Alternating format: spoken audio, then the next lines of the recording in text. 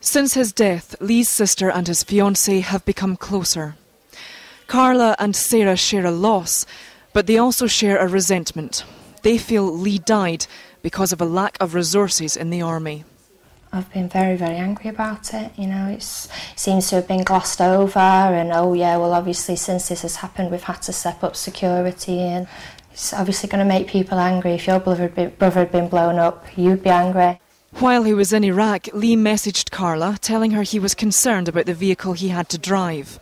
Just days later, he was killed in a roadside bomb. One of the things he mentioned to me was that, you know, you don't go out in Alamari in, you know, the Land Rovers, you only go out in the Warrior cars because it wasn't safe. And then all of a sudden somebody deemed it safe enough for him to go out in a Land Rover, which, you know, evidently resulted in his death.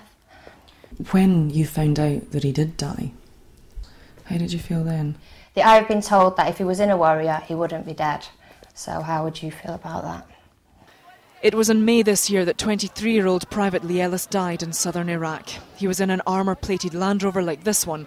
He said he should have been driving one of these, a Warrior infantry fighting vehicle. Today, an all-party defence committee found that snatch Land Rovers were ineffective against roadside bombs. In the report they said, "We are concerned at the nature of the threat and vulnerability of UK forces travelling in snatch Land Rovers. It is unsatisfactory that the lack of capability was not addressed with greater urgency much earlier." The Ministry of Defence has said only that it welcomes today's report and will respond in due course. But for Karla and Sarah, there is some comfort that better equipment and vehicles may be provided to prevent the deaths of other soldiers in Iraq. Jane Dougal, Granada Reports, Wythenshawe.